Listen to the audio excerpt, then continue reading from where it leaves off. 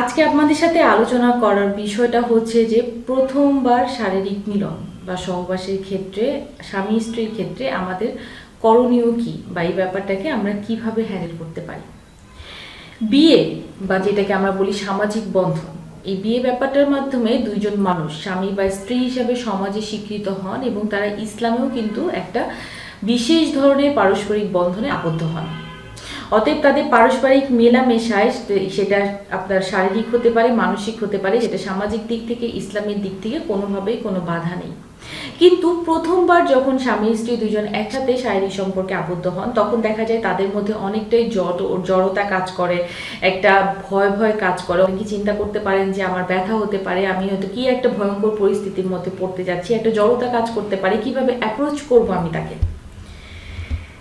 এই ব্যাপারগুলো থেকে যদি আমরা একটু চিন্তা করে নেই, এই ব্যাপারটা হয়তো আমাদের লাইফের জন্য একটু ইজি হয়ে যেতে পারে। আমি যখন প্রথমবার আমার স্বামী স্ত্রী যখন দুইজন একজন আরেকজনের সাথে প্রথমবার আপনার একই ঘরে একই ছাদের নিচে একটা রুমের মধ্যে আবদ্ধ হবেন, তখন প্রথম যেটা করতে হবে, ইসলামের দিক থেকেও যেটা আমরা বলি যে বিয়ের প্রথম রাতে আপনি যখন একে অপরের সাথে ফিজিক্যাল ইন্টিমেসিতে যাবেন তার আগে অবশ্যই লেখা আছে পরিপূর্ণভাবে যে আপনি একটা দোয়া পড়ে নিন, যে দোয়াতে প্রথমেই আপনার বলা থাকবে যে যে কোনো ধরনের কুমন্ত্রণা, কোনো কুপ্ররোচনা, কোনো প্রভাব থেকে এবং শয়তানের প্ররোচনা থেকে যেন ওই কাপলদেরকে, ওই স্বামী স্ত্রীকে যেন বাঁচিয়ে রাখে। তারা যেন অবশ্যই পারস্পরিকভাবে এই দোয়াটা পড়ে তারপরে যেন তারা সহবাসের দিকে যায়।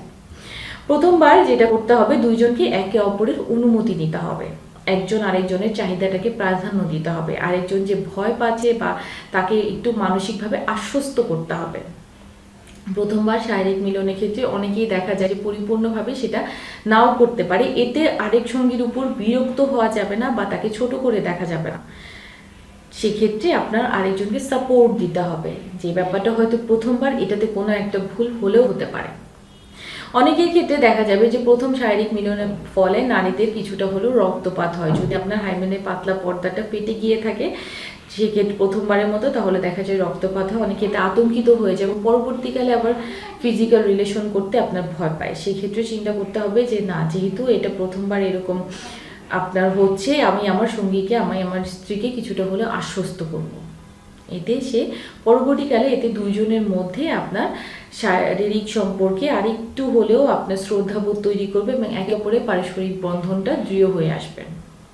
শুধু আমরা ভয় না পেয়ে, জড়তা না করে, স্বামী স্ত্রীর যে পবিত্র সম্পর্কটা মহান আল্লাহ তাআলার কাছ থেকে চলে আসছে এটার উপর শ্রদ্ধাবোধ তৈরি করি এবং আমরা অবশ্যই জিনিসগুলো ইসলামিক শরিয়ত মোতাবেক এবং আমাদের মেডিকেল টার্মে চিকিৎসকের শরণাপন্ন হয়ে যেভাবে বলে সেভাবে আমরা এই জিনিসটাকে জীবন উপভোগ করার চেষ্টা করি। যদি কোনো ধরনের অক্ষমতা তৈরি হয় বা আমি যদি প্রপারভাবে গাইডলাইন না পাই, তাহলে কোনো ধরনের লজ্জা বা কোনো ধরনের আপনার আশঙ্কা না রেখে, অস্বস্তিতে না ভুগে যত দ্রুত সম্ভব একজন চিকিৎসকের শরণাপন্ন হই, যাতে এটা আমার পরবর্তী দীর্ঘমেয়াদী জীবনের জন্য খুব সুন্দর একটা সম্ভাবনা নিয়ে আসে। আজকে এই পর্যন্তই। আপনারা ভালো থাকবেন। আসসালামু আলাইকুম।